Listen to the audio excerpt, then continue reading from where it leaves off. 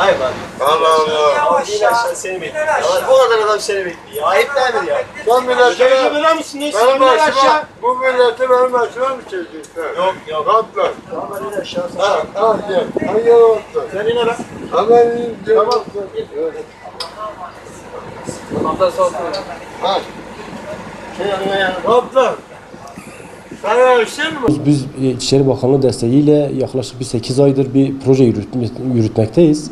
Yürütmekte olduğumuz bu proje çerçevesinde öncesindeki yapmış olduğumuz faaliyetlerde biz okullara gidiyorduk. Okullarda yaklaşık bir 11 okulumuzda biz seminerler gerçekleştirdik. Bu çerçevede biz şunu gözlemledik. Bu madde illetine bulaşmış olan çocuklarımızın, gençlerimizin büyük bir çoğunluğu maalesef ki arkadaş çevrelerinden, yani bulundukları ortamdan ötürü kaynaklı sebeplerle bu maddeye bir şekil temas kurmaktalar. İmamlara şu temelde biz yani şimdi din eksenli özellikle hani İslami inanç bilgisinden mahrum, inanç durumundan uzak olan gençlerin maddeye teması, maddeyle ilişki kurması biraz daha baskın.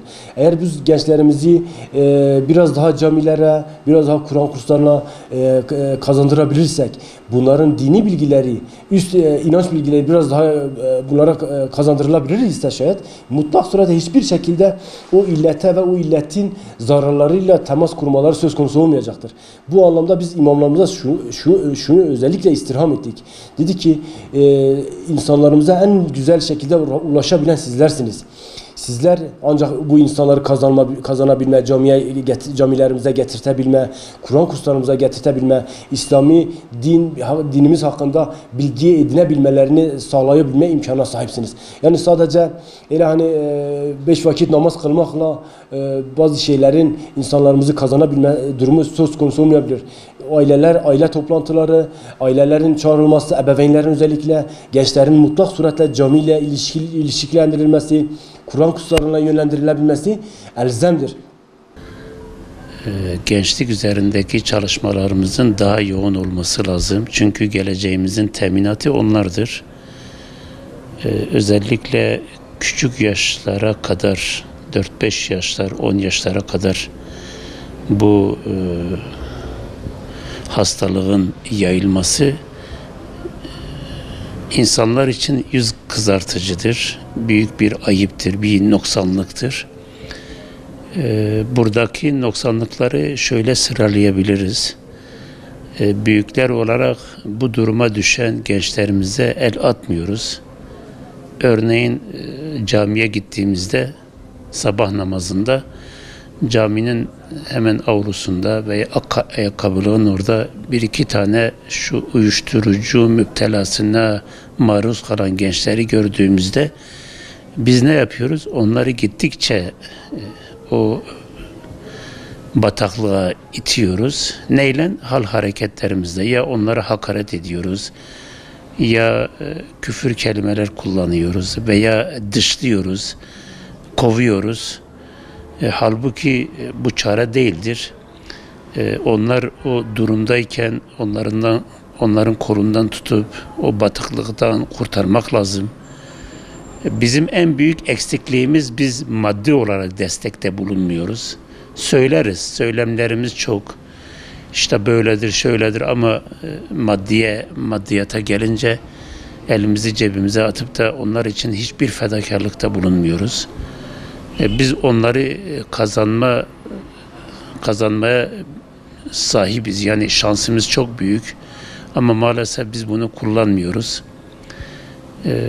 O durumdaki gençlerimizi, çocuklarımızı gördüğümüzde onların başını okşayıp, bir kenara çekip, nasihat edip, ceplerine bir harçlık bırakıp veyahut da kendi zaruri olan ihtiyaçlarını kendi cebimizde karşılayıp onlara o sevgiyi gösterirsek biz onları kazanabiliriz. Gerçekten de şehrimiz uyuşturucu hem kullanım açısından hem de uyuşturucu tacirlerinin en fazla olduğu illerden biri. Özellikle ben hem basın yayın organlarının hem de STK'ların, toplumsal duyarlılığa sahip olan tüm bireylerin ve grupların, cemaatlerin, derneklerin bu il üzerinde çok ciddi manada yoğunlaşmalarını talep ediyorum. Neredeyse gerek yerel haberlerde gerekse ulusal haberlerde ilimizle ilgili, uyuşturucu ile ilgili bir haberin olmadığı gün yok. Bu bizi çok üzmektedir. İlmin, irfanın, bilginin, medeniyete beşiklik etmiş olan, yüzlerce alimi yetiştirmiş olan bir ilin bu şekilde anılması, bu şekilde gösterilmesi bizi üzmektedir. Bu büyük bir sorundur. Yani öyle hani basite indirgenecek bir sorun değil. Sadece ilimize has bir sorun değildir. Dünya genelinde insanlığı, toplumu tehdit eden bir sorundur. Şimdi bu soruna sadece bir pencereden bakmak mümkün değildir.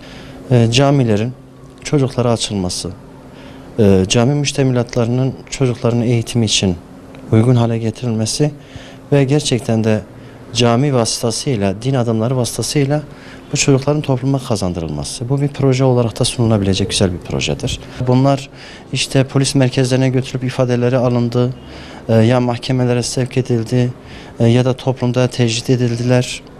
Ben bunların tamamının da çözüm olamayacağı kanaatindeyim. Asıl çözümün şu olduğuna inanıyorum. Biz toplum olarak bu çocuklara neler yapabiliriz? Hangi yolları uygulayabiliriz? Hangi yöntemleri uygulayabiliriz? Bunun üzerine yoğunlaşmamız lazım. Eğer biz bu çocukları kazanma noktasında çaba sarf etmezsek, bir başkasının çocuğunun bu şekilde görülmesine göz yumarsak, yarın kendi çocuğumuzu da Allah muhafaza o şekilde kıvrandığını görmenin acısına maruz kalacağız. Ben buradan tüm yetkililere sesleniyorum. Ne olur gelin bütün kurumlar el ele versin. Aileleri eğitelim. Yani en başta aileleri eğitmemiz lazım. Yani bu uyuşturucunun belirtileri nelerdir? Çocuğunuzun uyuşturucu kullanıp kullanmadığına dair izleniminizi nasıl yorumlayabilirsiniz? Ya da çocuğunuzla ilgili sıkıntılar nelerdir? Zira bu uyuşturucu kullanan öğrencilerle ya da kişilerle hep görüştüğümüzde şuna denk geliyoruz. Ailede ya şiddet vardır, ya ilgisizlik vardır ya da umursamazlık vardır. O zaman bizim başta ailelere eğitmemiz lazım.